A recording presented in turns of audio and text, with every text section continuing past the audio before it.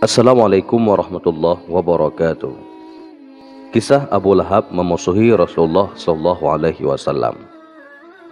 Ketika kaum Quraisy ingin memusuhi Rasulullah Shallallahu Alaihi Wasallam, maka Abu Lahab berdiri di barisan pertama.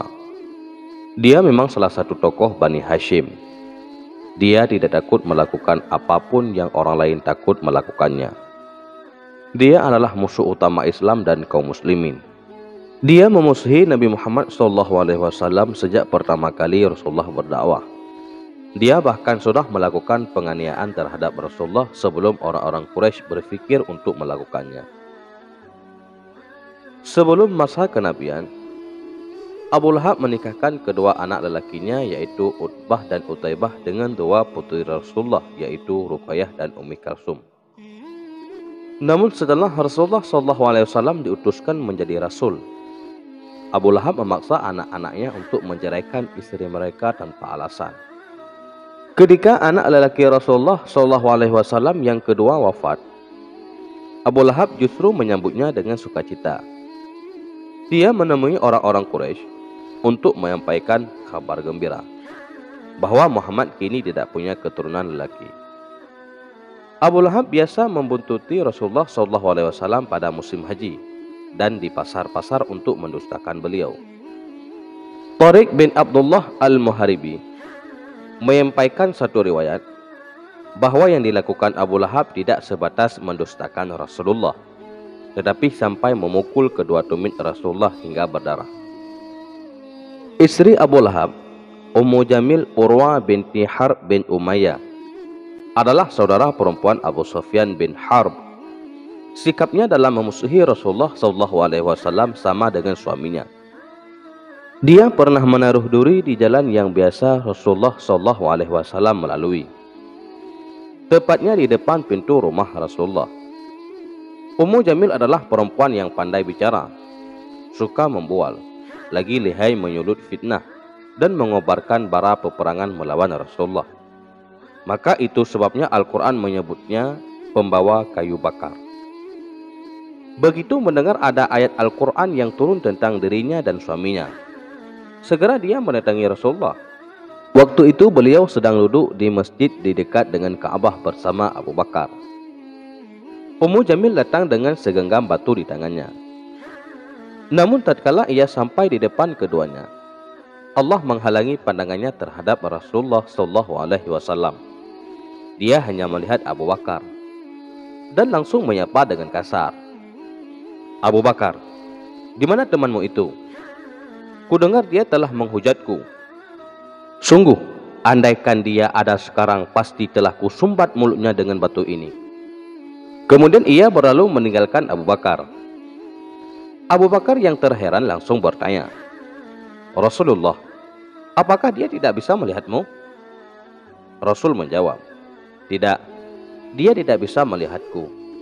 Sungguh Allah telah membuatnya tidak bisa melihat. Abu Lahab tega melakukan itu semua, padahal dia adalah paman Rasulullah sendiri. Selain itu, dia juga tetangga beliau. Bahkan rumah mereka berdempetan. Sejumlah tetangga yang lain juga mengganggu Rasulullah saat beliau masih ada di rumahnya. Abu Ishaq mencatat bahwa para tetangga yang pernah mengganggu Rasulullah saat beliau di rumah adalah Abu Lahab, Hakam bin Abil Auf bin Umayyah, Uqbah bin Abi Mu'id, Adi bin Hamra Al-Thaqafi, Ibnu Asda' Al-Hudhali. Belakangan tidak ada yang masuk Islam di antara mereka, kecuali Hakam bin Abil As. Di antara mereka, ada yang menipu Rasulullah SAW dengan jorohan domba saat beliau sedang melakukan salat.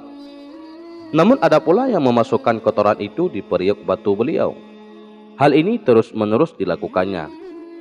Sampai-sampai Rasulullah SAW salat dengan memasang bebatuan sebagai pembatas agar tidak mereka langgar. Biasanya kalau mereka melemparkan kotoran, Rasulullah SAW menyingkirkannya dengan sebatang kayu. Beliau berhenti di depan pintu rumahnya dan berkata, Hai Bani Abdul Manaf, tetangga macam apa kalian ini? Lalu membuangnya. Apa yang dilakukan oleh Uqbah bin Abi Mu'ayth lebih parah.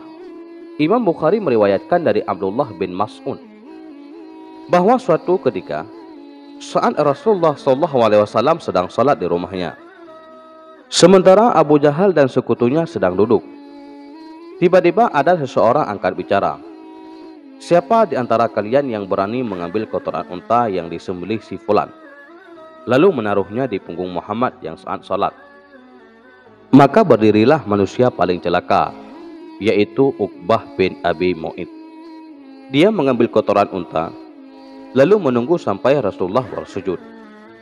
Saat tiba waktunya, segera ditaruhnya kotoran unta itu di punggung beliau, tepatnya di antara tulang belikat.